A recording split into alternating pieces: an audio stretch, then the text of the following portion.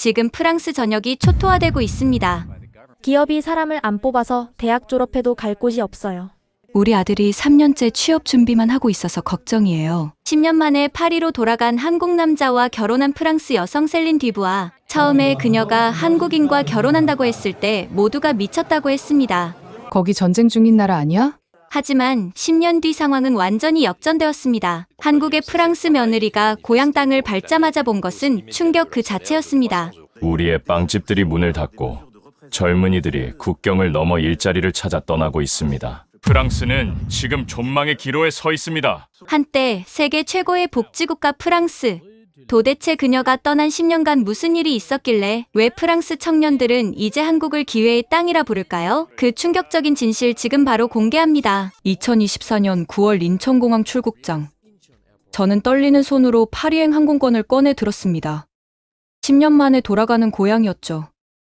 한국 이름 셀린, 본명은 셀린 뒤부아. 한국에서 보낸 지난 10년은 정말 꿈 같았어요. 처음 시집 왔을 때는 김치도 너무 매워서 먹지 못했고, 한국어도 서툴렀던 제가 이제는 한국이 진짜 집처럼 느껴졌거든요. 여보, 아버지 상태가 많이 안 좋으신가 봐? 남편 태호가 걱정스러운 표정으로 물었습니다. 태호는 IT 회사에서 매니저로 일하는 든든한 남편이었죠.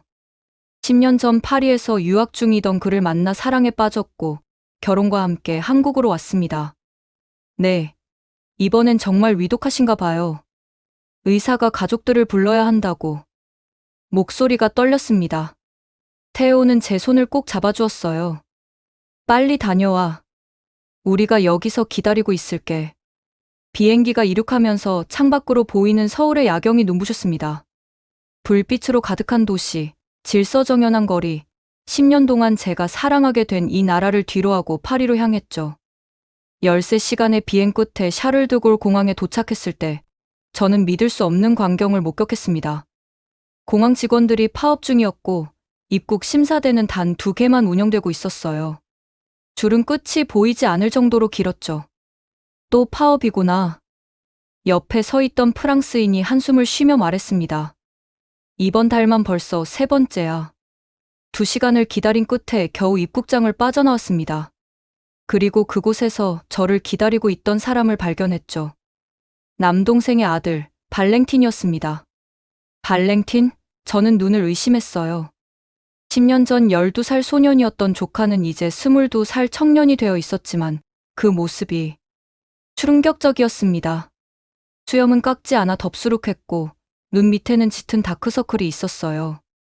한때 축구선수를 꿈꾸던 건강한 소년의 모습은 온데간데 없었죠. 낡은 청바지와 구멍난 운동화를 신고 있었습니다.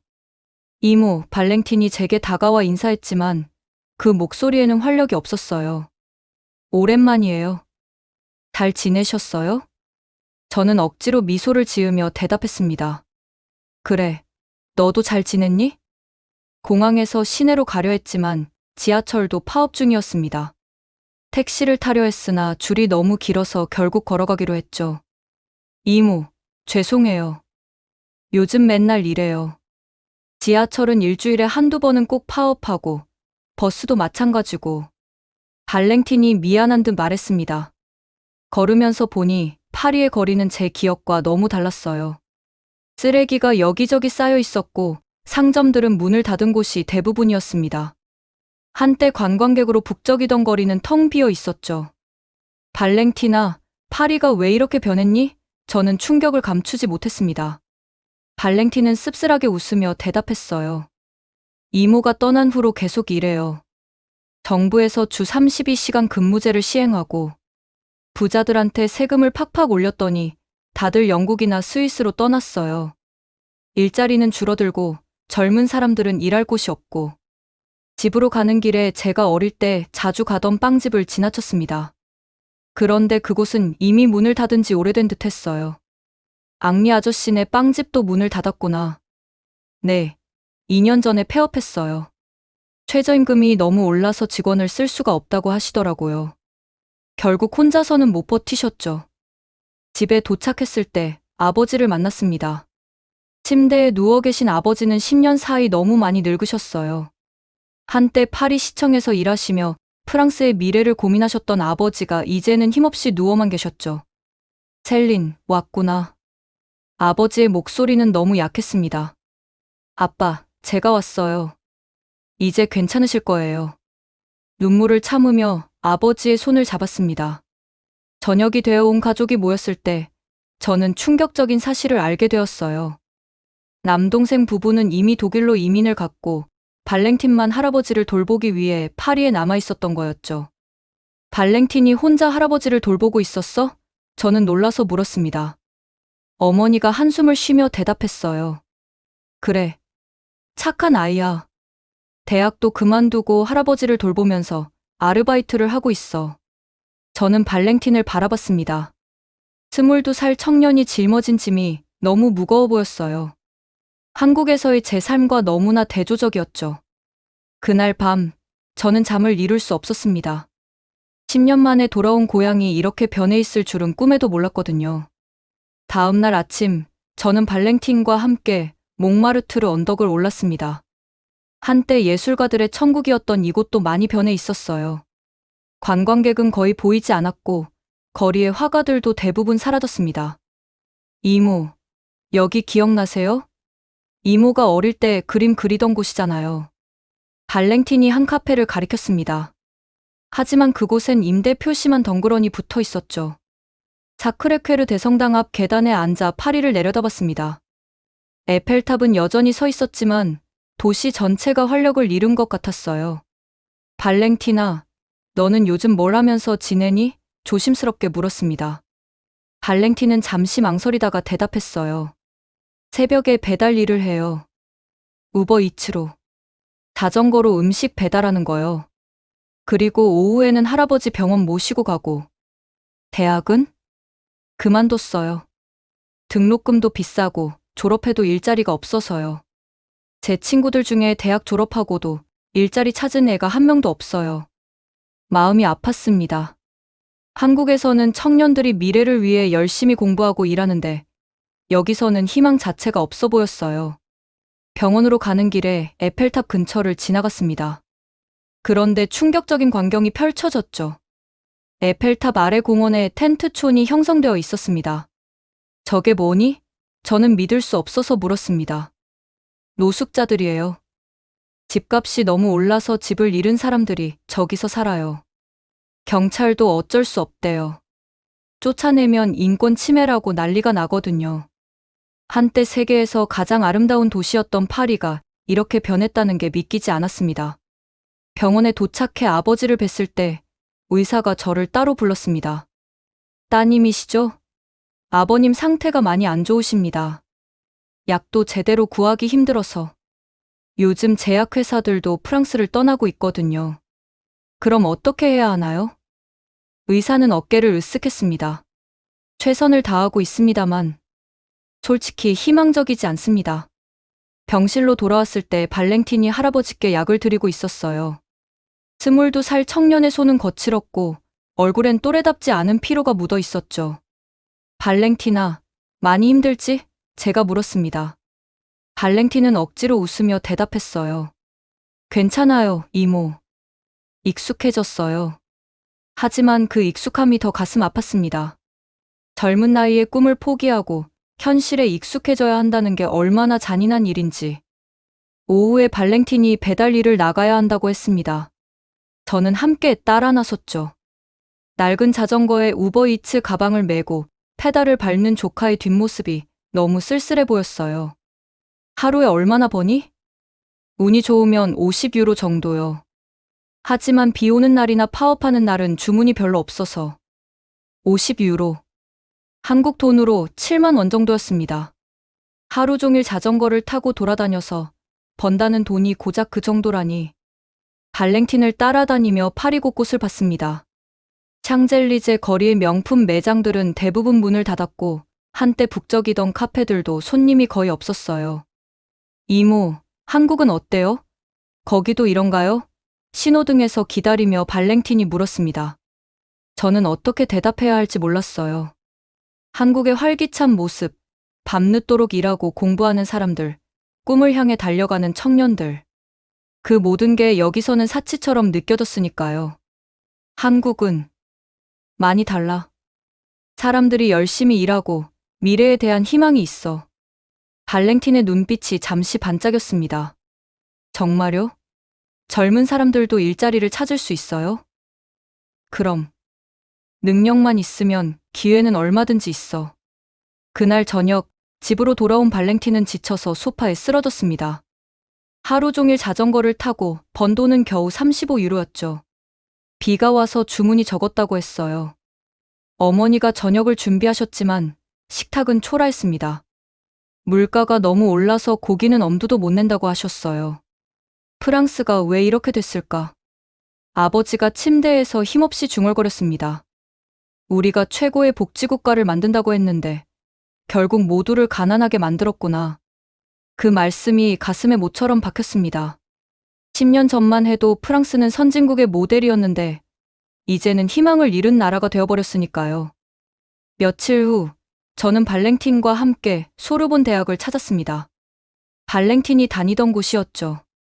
하지만 캠퍼스는 예전과 너무 달랐어요. 학생들이 거의 보이지 않았고 건물들은 관리가 제대로 되지 않아 낡아 보였습니다. 발랭틴아, 왜 학교를 그만뒀니? 정말 등록금 때문이었어? 저는 궁금했습니다. 발랭틴은 씁쓸하게 웃으며 대답했어요. 등록금도 문제였지만 더 큰 문제는 교수님들이 다 떠났다는 거예요. 좋은 교수님들은 영국이나 미국으로 가셨어요. 프랑스에서는 연구비도 제대로 안 나오고 세금은 너무 높아서. 우리는 발랭틴이 공부하던 경제학과 건물로 갔습니다. 복도는 텅 비어 있었고 대부분의 강의실은 문이 잠겨 있었어요. 여기가 제가 마지막으로 수업 들었던 강의실이에요. 발랭틴이 한 교실을 가리켰습니다. 문틈으로 들여다보니 의자들은 먼지가 쌓여 있었고 칠판엔 몇 달 전 수업 내용이 그대로 남아 있었죠. 학생들이 이렇게 없어? 저는 놀라서 물었습니다. 네, 대부분 그만뒀어요. 졸업해도 취업이 안 되니까 다들 포기했죠. 제 동기들 중에 절반은 외국으로 가고 나머지는 저처럼 아르바이트나 하고 있어요. 도서관으로 가는 길에 한 카페를 지나쳤습니다. 그런데 이상한 광경을 봤어요. 맥도날드 안에 노트북을 펴고 공부하는 학생들이 가득했습니다. 왜 다들 맥도날드에서 공부하니? 아, 도서관이 문을 닫았거든요. 예산이 없어서 운영을 못한대요. 그나마 맥도날드는 와이파이가 무료고 24시간이라서. 믿을 수 없었습니다. 세계적으로 유명한 소르본 대학의 도서관이 문을 닫았다니.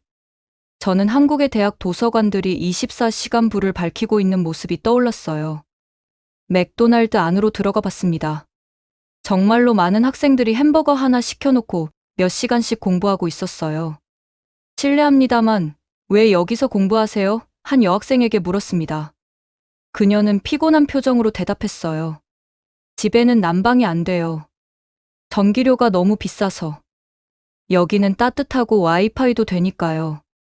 발랭틴이 작은 목소리로 말했습니다. 저도 가끔 여기서 공부했어요. 영어 공부할 때. 영어 공부. 왜? 혹시 모르잖아요. 언젠가 프랑스를 떠날 수 있을지도. 그 말에 가슴이 찢어지는 것 같았습니다. 프랑스 청년이 자기 나라를 떠나기 위해 영어를 공부한다니. 저녁이 되어 집으로 돌아가는 길, 가로등이 대부분 꺼져 있었습니다. 예산 절감을 위해 가로등도 줄였다고 하더군요. 발랭티나, 위험하지 않니? 이렇게 어두운데. 익숙해졌어요. 핸드폰 플래시 켜고 다니면 돼요. 집 근처에서 충격적인 장면을 목격했습니다. 발랭틴이 가로등 아래에 서서 뭔가를 하고 있었어요. 가까이 가보니 핸드폰 플래시를 켜고 책을 읽고 있었습니다. 발랭티나, 뭐하니? 발랭틴이 당황한 듯 책을 감췄어요. 아, 그냥. 집에 들어가기 전에 잠깐 책 좀 읽으려고요. 왜 밖에서 읽어? 집에는 할아버지가 주무시는데 불을 켜면 깨실 것 같아서요. 그리고 전기료도 아껴야 하고. 제가 책을 보니 경제학 원서였습니다. 대학을 그만뒀지만 여전히 공부를 포기하지 않은 거였어요. 이모, 저 사실은 포기하고 싶지 않아요. 언젠가 기회가 오면 다시 공부하고 싶어요. 제대로 된 일자리를 갖고 싶고, 가족도 만들고 싶고. 하지만 여기서는 불가능한 것 같아요. 발랭틴의 눈에 눈물이 고였습니다. 22살 청년이 가로등 불빛 아래서 혼자 공부하는 모습이 너무 안타까웠어요. 그날 밤, 저는 태호와 영상통화를 했습니다. 한국은 오후 시간이었고, 태호는 회사에서 잠깐 시간을 내서 통화를 받았죠. 여보, 파리는 어때? 아버님은 좀 나아지셨어? 저는 눈물을 참으며 대답했어요. 아빠는 여전히 위독하시고, 여기는 정말 상상 이상으로 심각해. 내가 알던 파리가 아니야. 화면 너머로 보이는 태호의 사무실은 깨끗하고 현대적이었습니다. 동료들이 활기차게 일하는 모습도 보였죠. 발랭틴은 어때? 잘 지내? 저는 발랭틴의 상황을 설명했습니다. 대학 중퇴, 배달 아르바이트, 가로등 아래서의 공부. 태호도 충격을 받은 표정이었어요. 22살에 그런 삶을 살아야 한다니. 정말 안타깝다. 그때 문득 한 가지 생각이 떠올랐습니다. 하지만 너무 큰 결정이라 쉽게 입을 열 수 없었어요. 발랭틴이 방으로 들어왔습니다.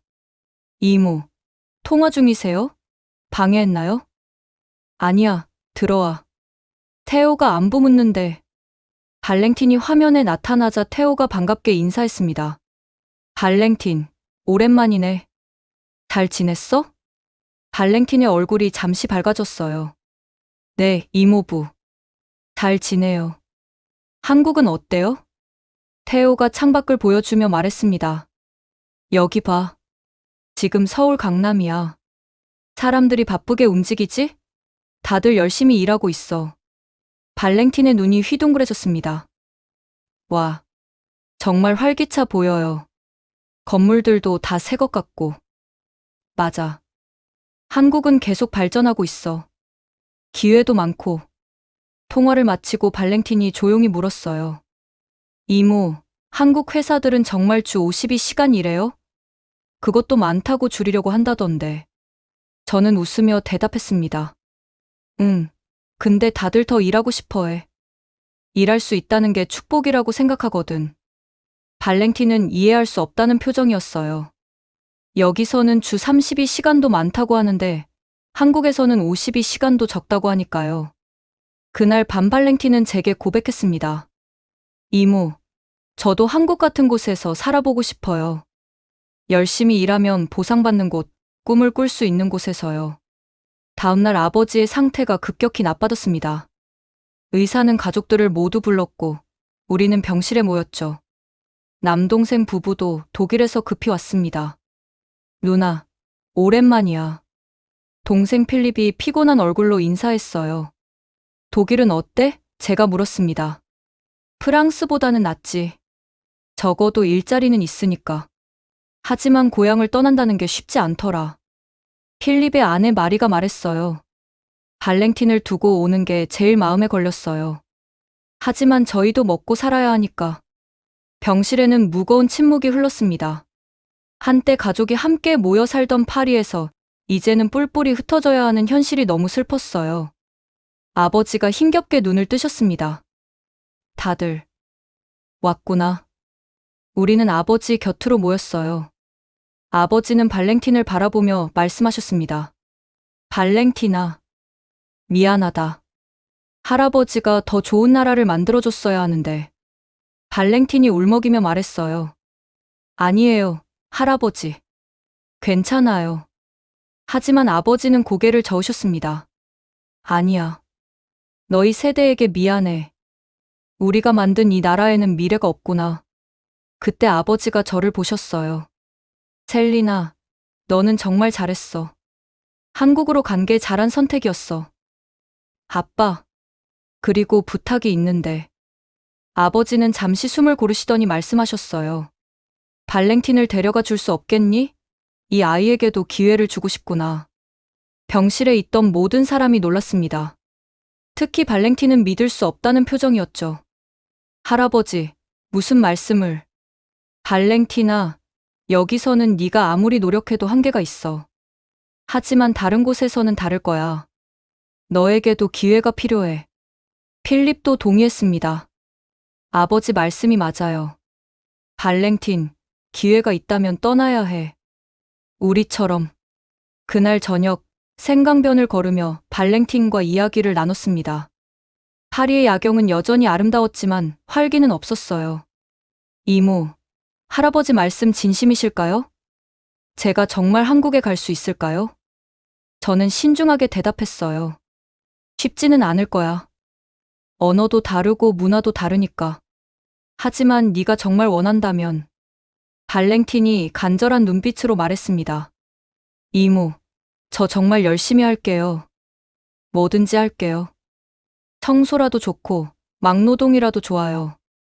그냥 제대로 일할 수 있는 곳에서 살고 싶어요. 그때 태호에게서 영상통화가 왔습니다. 시어머니도 함께 계셨어요. 며느리, 아버님은 좀 어떠시니? 시어머니가 걱정스럽게 물으셨습니다. 많이 위독하세요, 어머니. 아이고, 어쩌면 좋니? 제가 조심스럽게 말을 꺼냈습니다. 어머니, 사실 드릴 말씀이 있는데요. 발랭틴의 상황과 아버지의 부탁을 설명드렸습니다. 화면 너머로 시어머니와 태호가 심각한 표정으로 듣고 있었어요. 그 아이가 22이라고? 대학도 중퇴하고? 시어머니가 물으셨습니다. 네. 하지만 정말 착하고 성실한 아이예요. 환경이 안 좋아서 그렇지. 뜻밖에도 시어머니가 먼저 말씀하셨어요. 배려와 젊은이에게 기회를 주는 게 어른의 도리지. 태호도 고개를 끄덕였습니다. 엄마 말씀이 맞아요. 우리 집이 작긴 해도 작으면 큰 집으로 이사 가면 되지. 시어머니가 단호하게 말씀하셨어요. 청년이 가로등 아래서 공부한다니. 그게 말이 되니? 데려와서 제대로 공부시켜야지. 발랭틴은 이 대화를 듣고 눈물을 흘렸습니다. 정말 제가 가도 되는 건가요? 태호가 화면 너머에서 말했어요. 발랭틴, 한국은 노력하는 사람에게는 기회를 주는 나라야. 네가 정말 열심히 한다면 환영이야. 그날 밤, 발랭틴은 처음으로 희망에 찬 표정을 보였습니다. 이모, 저 한국어 공부 시작할게요. 지금부터라도. 아버지의 상태는 계속 나빠졌습니다. 병원에서는 더 이상 해줄 수 있는 게 없다고 했죠. 그런데 설상가상으로 병원 직원들마저 파업을 시작했습니다. 죄송합니다. 오늘부터 의료진이 절반만 근무합니다. 간호사가 미안한 표정으로 말했어요. 환자들은 어떻게 하라는 거예요? 어머니가 화를 냈지만 소용없었습니다. 그날 저녁, 정전까지 되었습니다. 병원에는 비상 발전기가 있었지만 중환자실 위주로만 전기가 공급되었죠. 우리는 촛불을 켜놓고 아버지 곁을 지켰습니다. 촛불 아래서 아버지가 힘겹게 말씀하셨어요.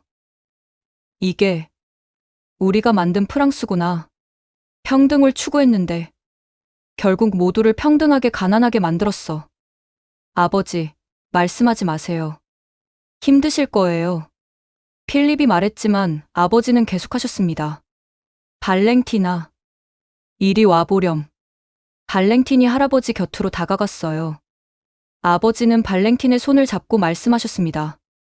너는 꼭 프랑스를 떠나거라. 이 나라에는 미래가 없다. 한국이든 어디든 일할 수 있는 곳으로 가거라. 할아버지. 발랭틴이 울먹였습니다. 그리고 셀리나. 아버지가 저를 부르셨어요. 발랭틴을 부탁한다. 이 아이는 좋은 아이야. 기회만 있다면 뭐든 할 수 있을 거야. 네. 아빠. 걱정하지 마세요. 아버지는 마지막으로 가족들을 둘러보셨어요. 미안하다. 더 좋은 나라를 물려줬어야 하는데. 그것이 아버지의 마지막 말씀이었습니다. 장례식은 초라했어요. 프랑스의 복잡한 행정 절차와 파업으로 인해 제대로 된 장례를 치르기도 힘들었죠. 화장장 직원들도 파업 중이라 일주일을 기다려야 했습니다. 이런 나라에서 죽어서도 편히 쉴 수 없구나. 어머니가 한탄하셨어요. 장례를 마친 후 필립 부부는 다시 독일로 돌아갔습니다. 떠나기 전 필립이 발랭틴에게 말했죠. 발랭틴, 너도 빨리 프랑스를 떠나. 여기 있으면 미래가 없어. 아빠. 발랭틴이 아버지를 붙잡았지만 필립은 단호했습니다. 미안하지만 우리도 독일에서 겨우 자리 잡은 상태야. 너까지 데려갈 여력은 없어. 하지만 이모가 기회를 준다면 놓치지 마. 가족들이 뿔뿔이 흩어지는 모습이 너무 슬펐습니다. 한때는 함께 모여 살던 가족이 이제는 생존을 위해 각자의 길을 가야 했으니까요. 그날 밤, 저는 발랭틴과 진지한 대화를 나눴습니다. 발랭틴, 정말 한국에 올 마음이 있니? 발랭틴은 단호하게 대답했어요. 네, 이모. 저 정말 가고 싶어요. 여기서는 아무것도 할 수 없어요. 매일 똑같은 하루의 반복이에요. 배달하고, 돈 몇 푼 벌고, 그것도 파업하면 못 벌고. 한국 생활이 쉽지는 않을 거야. 언어도 다르고, 음식도 다르고, 일하는 문화도 달라. 알아요. 하지만 적어도 거기서는 노력한 만큼 결과가 있잖아요. 여기서는 아무리 노력해도 달라지는 게 없어요. 발랭틴의 눈에는 간절함이 가득했습니다. 저는 결심했어요. 이 아이에게 기회를 주기로. 좋아. 그럼 준비를 시작하자. 일단 비자부터 알아봐야 하고. 발랭틴의 얼굴이 환하게 밝아졌어요. 정말요? 정말 절 데려가 주실 거예요? 그래. 하지만 약속해야 해. 한국에 가면 정말 열심히 해야 해. 언어도 배우고, 문화도 배우고, 뭐든 성실하게 해야 해. 네, 뭐든 할게요. 정말 뭐든지요. 그때부터 발랭틴은 사람이 달라졌습니다. 매일 아침 일찍 일어나 한국어 공부를 시작했고, 유튜브로 한국 문화를 배웠죠. 비록 아직 서툴렀지만, 그 열정만큼은 누구보다 뜨거웠습니다. 이웃들이 소문을 듣고 찾아왔어요. 발랭틴이 한국 간다며? 부럽다.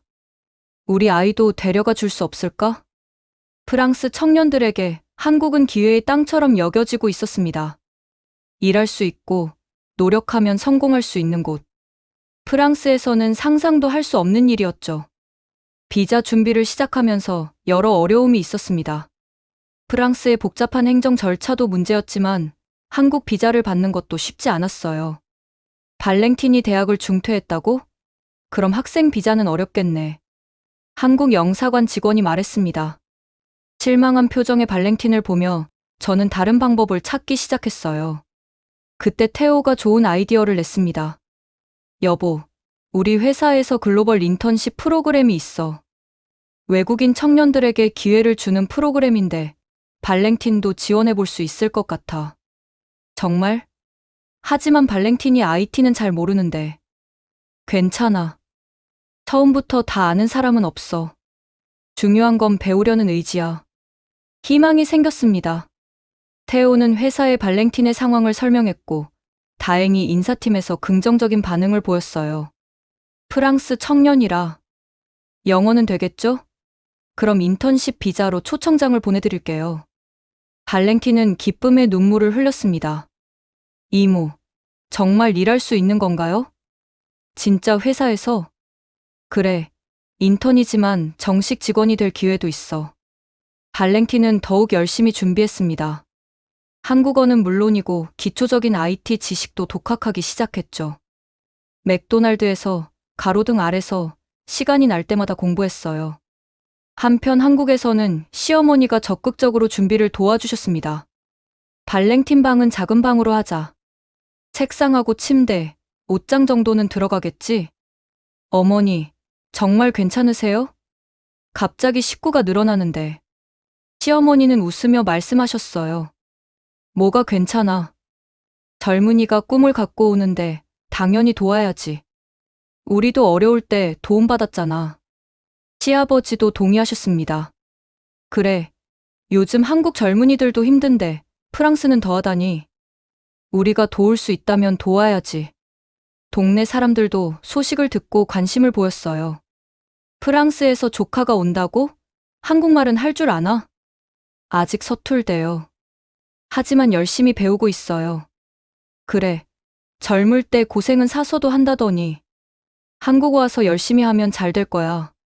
드디어 비자가 나왔습니다. 발랭틴은 여권에 찍힌 한국 비자를 보며 또 울었어요. 이모, 이게 진짜예요?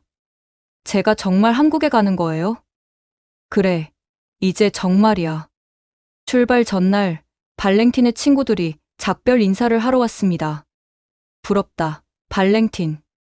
너라도 여기서 나가는구나. 우리도 기회가 있으면 좋을 텐데. 한국 가서 잘 지내. 그리고 기회가 되면 우리도 좀 불러줘.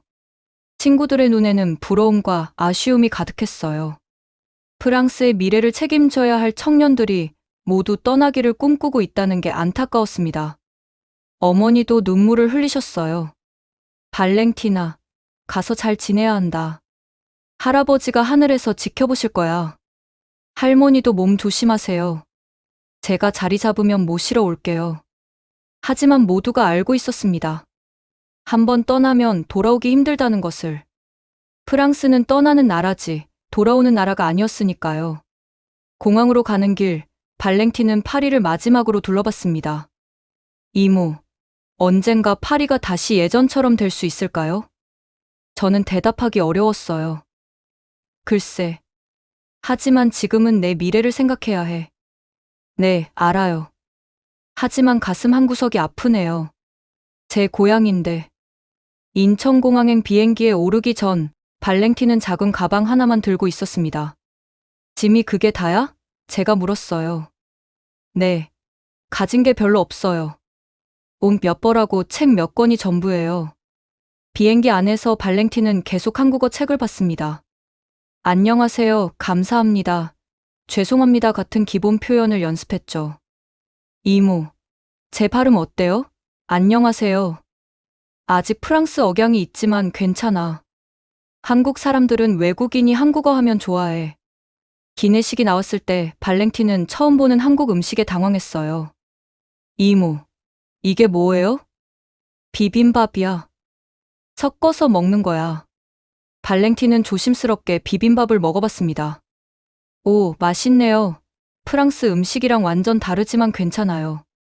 13시간의 비행 동안 발렌틴은 거의 잠을 자지 않았어요. 너무 긴장되고 기대됐던 거죠. 이모, 한국 회사 사람들은 정말 다 영어를 해요? 젊은 사람들은 대부분 해. 하지만 한국어를 빨리 배우는 게 중요해. 네, 열심히 배울게요. 한국 사람들처럼 일하고 싶어요.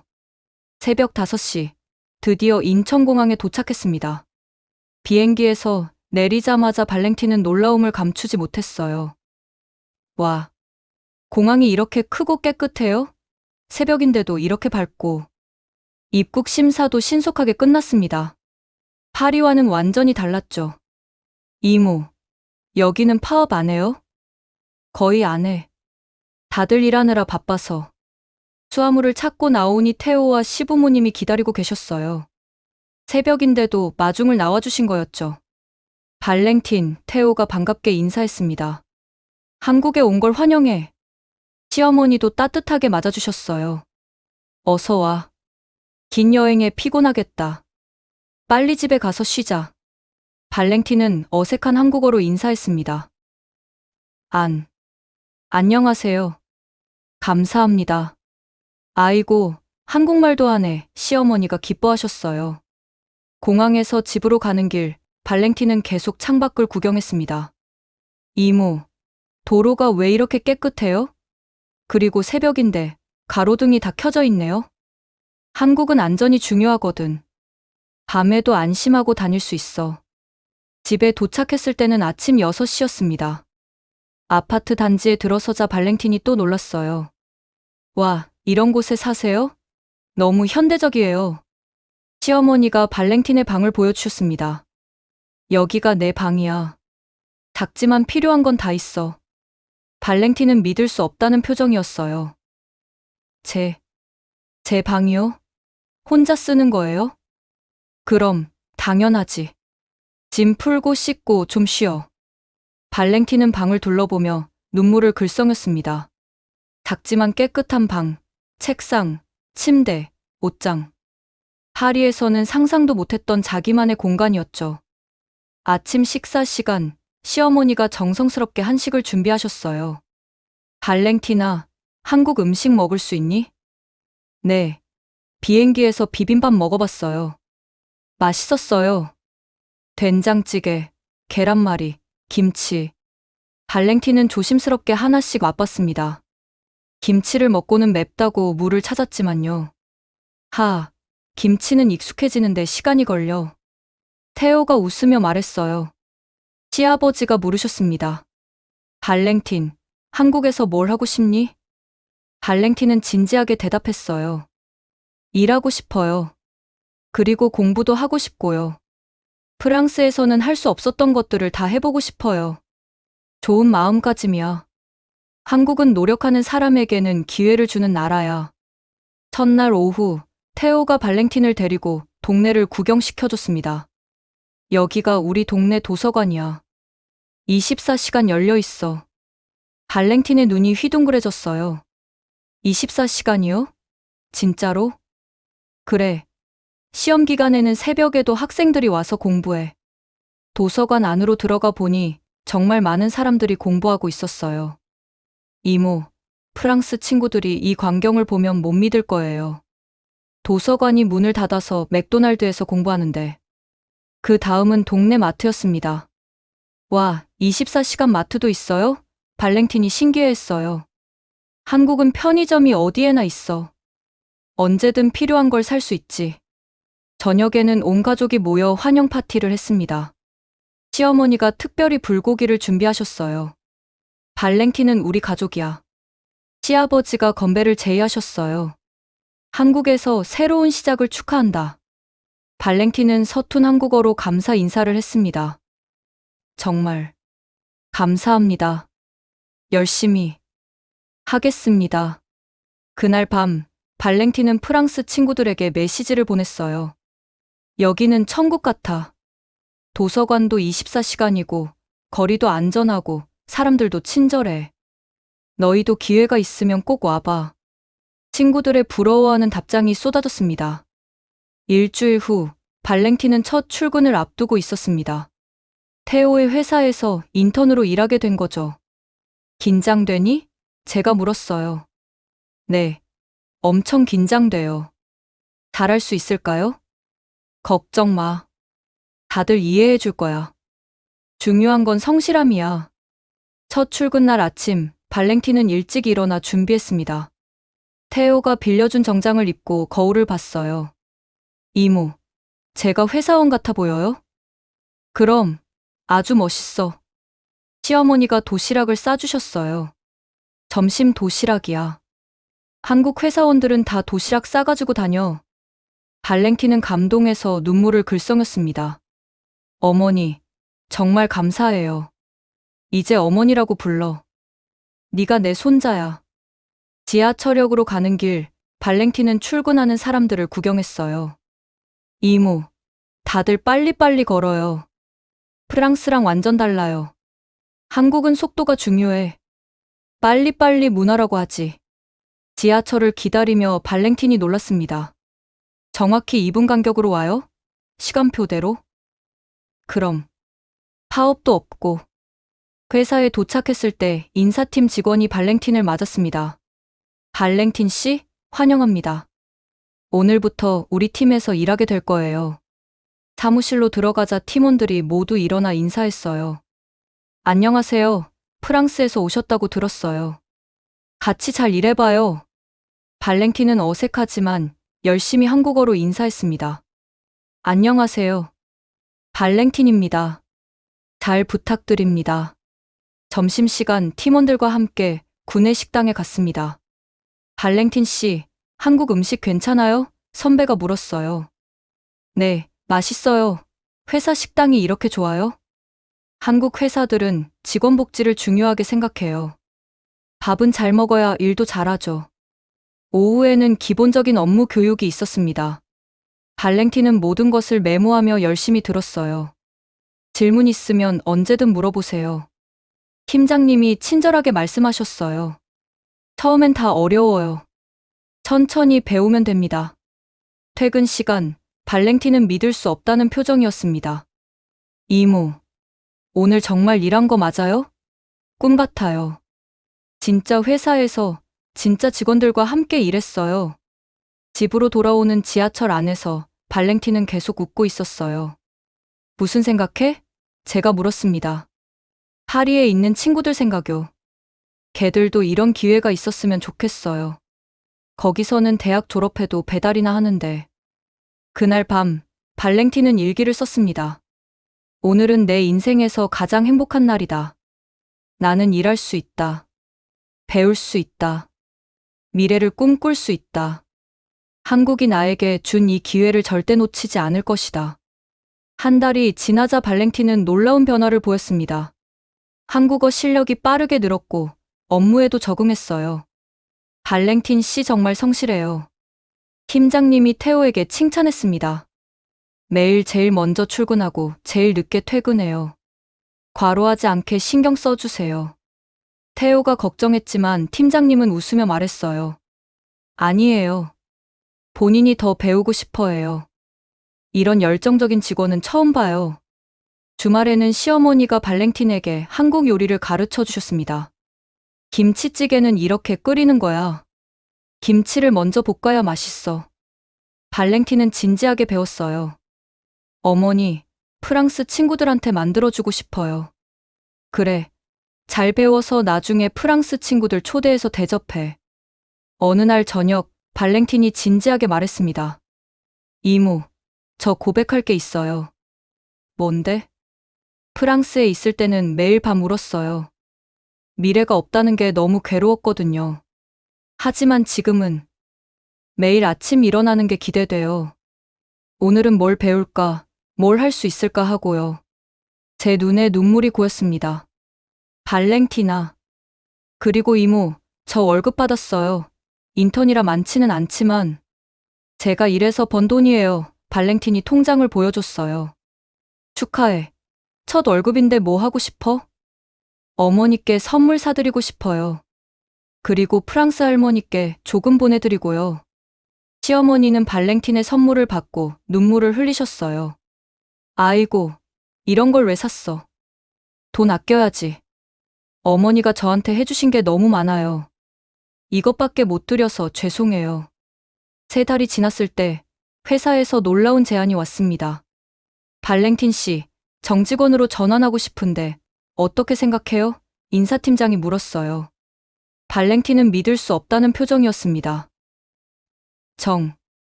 정직원이요? 정말요? 네, 팀에서 적극 추천했어요. 성실하고 배우려는 의지가 강해서 충분히 가능성이 있다고 봅니다. 그날 발랭틴은 테오와 저를 꽉 안았어요. 이모부, 저 정직원 됐어요. 진짜 회사원이 됐어요. 프랑스의 소식을 전하자 친구들과 가족들 모두 놀랐습니다. 3개월 만에 정직원, 프랑스에서는 3년을 인턴해도 정직원 못 되는데. 발랭틴의 성공 스토리는 프랑스 친구들 사이에서 전설이 되었어요. 모두가 한국행을 꿈꾸게 되었죠. 정직원이 된 후 발랭틴의 삶은 더욱 안정되었습니다. 회사에서도 인정받고 한국 생활에도 완전히 적응했죠. 어느 날 저녁, 발랭틴이 직접 요리를 했습니다. 오늘은 제가 저녁 준비할게요. 어머니께 배운 김치찌개 만들어 볼게요. 시어머니가 놀라셨어요. 어머, 네가 괜찮겠어? 네, 연습 많이 했어요. 발랭틴이 만든 김치찌개는 꽤 먹을 만했습니다. 김치를 볶는 것부터 시작해서 어머니가 가르쳐준 대로 정성껏 만들었죠. 와, 발랭틴이 한국 사람 다 됐네. 시아버지가 칭찬하셨어요. 아직 멀었어요. 하지만 계속 배울게요. 발랭틴이 겸손하게 말했습니다. 식사를 하며 시어머니가 물으셨어요. 발랭틴아, 이제 한국 생활도 6개월이 넘었는데 프랑스 그립지 않니? 발랭틴은 잠시 생각하더니 대답했어요. 솔직히 가끔 그리워요. 하지만 돌아가고 싶지는 않아요. 여기가 이제 제 집이에요. 그래, 여기가 내 집이야. 시아버지가 따뜻하게 말씀하셨어요. 주말이면 발랭틴은 한국 곳곳을 여행했습니다. 경복궁, 인사동, 남산타워. 한국의 역사와 문화를 배우려고 노력했죠. 이모, 한국은 정말 신기해요. 전통과 현대가 함께 있어요. 프랑스는 과거에만 머물러 있는 것 같은데. 회사에서도 발렌틴은 점점 중요한 역할을 맡게 되었습니다. 프랑스어와 영어가 능통해서 해외 프로젝트에 참여하게 된 거죠. 발렌틴 씨, 이번 유럽 프로젝트 담당해 주세요. 팀장님이 말씀하셨어요. 프랑스 시장도 잘 아시니까 큰 도움이 될 거예요. 발렌틴은 책임감을 갖고 열심히 일했습니다. 야근도 마다하지 않았죠. 발렌틴 씨, 너무 늦게까지 일하지 마세요. 동료가 걱정했지만 발렌틴은 웃으며 대답했어요. 괜찮아요. 프랑스에서는 일하고 싶어도 못했는데 여기서는 일할 수 있다는 게 너무 행복해요. 그러던 어느 날 프랑스에서 슬픈 소식이 왔습니다. 할머니가 돌아가셨다는 거였어요. 이모, 할머니가.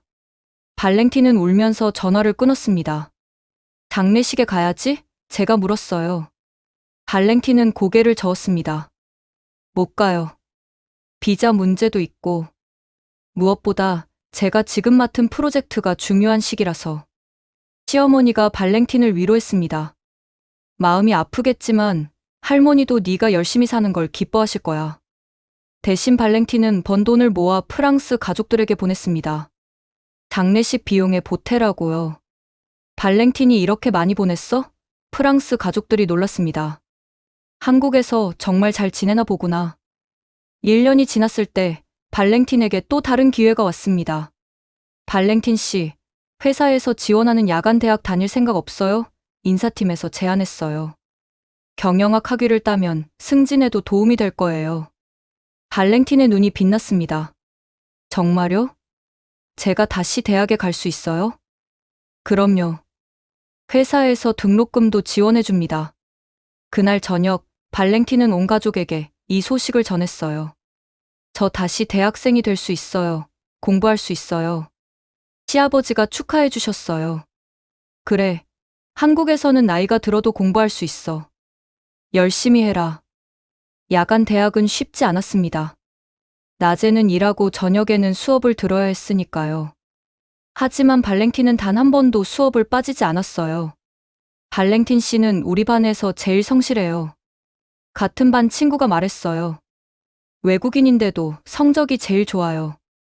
발렌틴은 겸손하게 대답했습니다. 공부할 수 있다는 게 너무 감사해서 열심히 하는 거예요. 프랑스에서는 꿈도 못 꿨거든요. 2년이 지났을 때 발렌틴은 많은 것을 이뤘습니다. 회사에서는 대리로 승진했고 야간대학도 우수한 성적으로 졸업을 앞두고 있었죠. 이모, 저 이제 저축한 돈으로 작은 원룸이라도 구하려고 해요.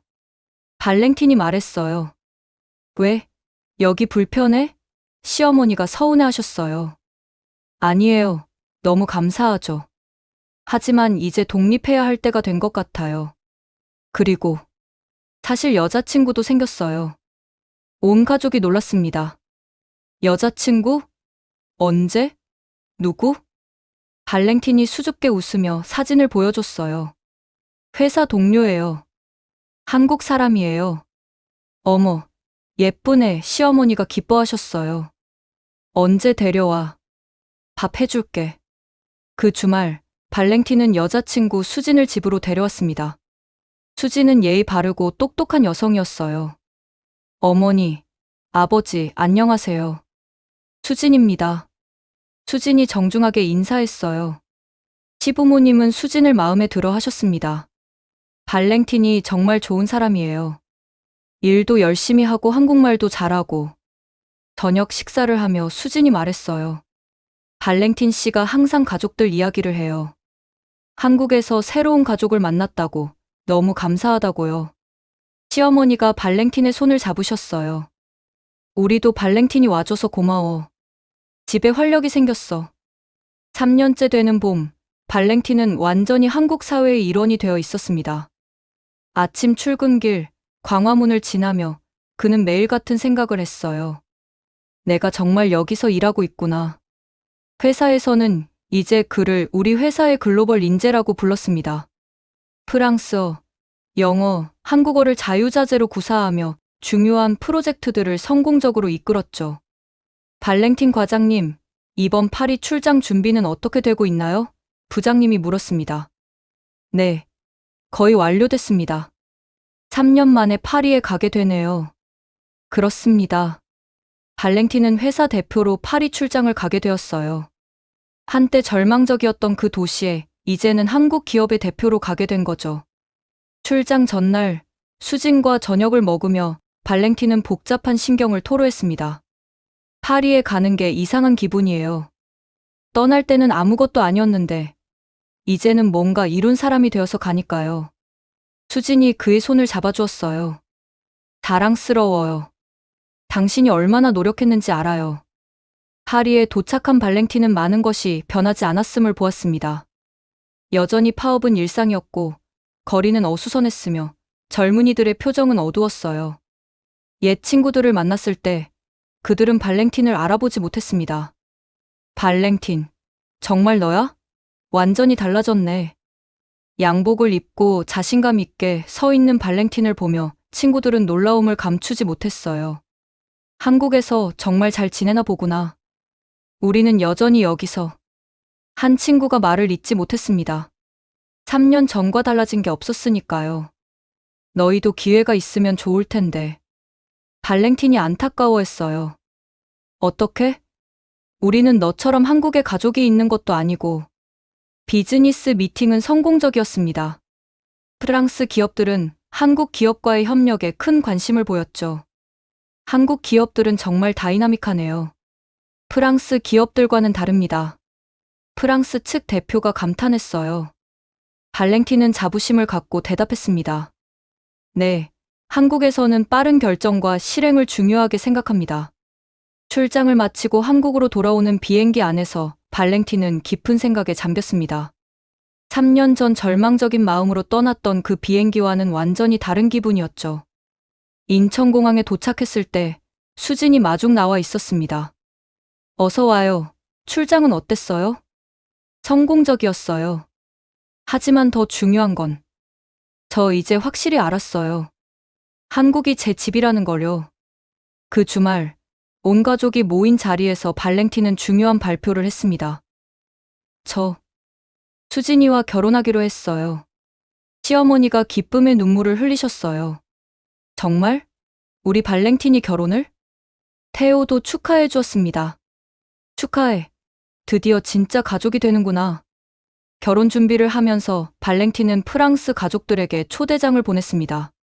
어머니와 몇몇 친구들이 한국으로 오겠다고 했어요. 발랭티나, 네가 정말 한국에서 결혼하는구나. 프랑스 어머니가 영상통화로 말씀하셨어요. 할아버지가 살아계셨다면 얼마나 기뻐하셨을까. 네, 어머니. 할아버지가 저에게 이 기회를 주신 거예요. 한국으로 가라고 하신 그 말씀이 제 인생을 바꿨어요. 결혼식은 작지만 따뜻했습니다. 프랑스에서 온 가족과 친구들, 한국의 새 가족들, 회사 동료들이 모두 모여 축하해 주었죠. 3년 전, 저는 아무것도 가진 게 없었어요. 발랭틴이 결혼식 스피치에서 말했습니다. 하지만 한국이 저에게 기회를 주었고, 새로운 가족을 주었고, 사랑하는 사람도 만나게 해주었습니다. 프랑스에서 온 친구들은 발랭틴의 변화에 계속 놀랐어요. 네가 이렇게 성공할 줄은 몰랐어. 한국이 정말 그렇게 좋아? 일할 수 있고, 노력한 만큼 인정받고, 미래를 계획할 수 있어. 그게 얼마나 소중한지 너희도 알잖아. 결혼식 후 리셉션에서 프랑스 친구 중 한 명이 발랭틴에게 조용히 물었어요. 발랭틴, 나도 한국에 갈 수 있을까? 여기서는 정말 희망이 안 보여. 발랭틴은 친구의 어깨를 두드리며 말했습니다. 포기하지 마. 기회는 분명 올 거야. 중요한 건 그 기회가 왔을 때 잡을 준비가 되어 있는 거야. 결혼 후 발랭틴과 수지는 작은 아파트를 얻었습니다. 비록 작지만 그들만의 공간이었죠. 여보, 우리 미래에 대해 생각해봤어요? 수진이 물었어요. 네, 많이 생각했어요. 저는 계속 이 회사에서 성장하고 싶어요. 그리고 언젠가는 프랑스와 한국을 잇는 다리 역할을 하고 싶어요. 두 나라가 서로에게서 배울 점이 많거든요. 좋은 생각이에요. 그리고 우리 아이들은? 발랭틴이 미소를 지었습니다. 우리 아이들은 한국에서 키우고 싶어요. 여기서는 꿈을 꿀 수 있으니까. 그리고 세계 국어를 가르칠 거예요. 한국어, 프랑스어, 영어. 그해 연말 회사 송년회에서 발랭틴은 특별상을 받았습니다. 올해의 직원상이었죠. 발랭틴 과장은 우리 회사가 추구하는 가치를 완벽하게 보여주었습니다. 사장님이 시상하며 말씀하셨어요. 성실함, 열정, 그리고 글로벌 마인드. 모든 직원들의 본보기입니다. 상을 받으며 발랭틴은 눈시울이 붉어졌습니다. 3년 전 가로등 아래서 혼자 공부하던 청년이 이제는 한국 기업에 인정받는 직원이 된 것입니다. 시상식 후 동료들이 축하해 주었어요. 발랭틴 과장님, 정말 대단해요. 과장님 덕분에 우리 팀이 빛났어요. 발랭틴은 겸손하게 대답했습니다. 모두 여러분 덕분이에요. 그리고 이 나라가 저에게 준 기회 덕분이죠. 그날 밤, 발랭틴은 일기에 이렇게 썼습니다. 오늘로 한국에 온 지 정확히 3년이 되었다. 3년 전 나는 아무것도 아니었다. 하지만 지금 나는 사랑하는 아내가 있고, 안정적인 직장이 있고, 미래에 대한 희망이 있다. 한국은 나에게 단순히 일자리만 준 게 아니다. 삶의 의미와 목적을 주었다. 이제 나는 이 은혜에 보답하고 싶다. 더 열심히 일하고, 더 많이 배우고, 더 좋은 사람이 되어서. 창밖을 보니 서울의 야경이 반짝이고 있었습니다. 발랭틴은 그 불빛들을 보며 생각했어요. 저 불빛 하나하나가 누군가의 꿈과 희망을 담고 있다고. 그리고 자신도 이제 그 불빛 중 하나가 되었다고. 한국, 정말 고맙습니다. 발랭틴이 작게 중얼거렸습니다. 제게 두 번째 삶을 주셔서. 지금까지 프랑스 청년 발랭틴이 한국에서 새로운 삶을 찾은 이야기 어떠셨나요? 절망적인 환경에서도 포기하지 않고 기회를 잡은 한 청년의 도전이 우리에게 많은 것을 생각하게 합니다. 무엇보다 우리가 당연하게 여기는 일상이 누군가에게는 꿈 같은 기회일 수 있다는 사실을 깨닫게 되네요. 이 이야기가 힘든 시간을 보내고 있는 분들께 작은 희망이 되길 바랍니다. 그리고 한국이라는 나라가 가진 역동성과 기회의 소중함을 다시 한번 느끼셨길 바랍니다. 영상이 마음에 드셨다면 구독과 좋아요 부탁드립니다. 그리고 희망을 잃지 않고 도전하는 모든 청년들을 응원하기 위해 이 영상을 공유해주세요. 감사합니다. 지금까지 코리아 원더풀이었습니다.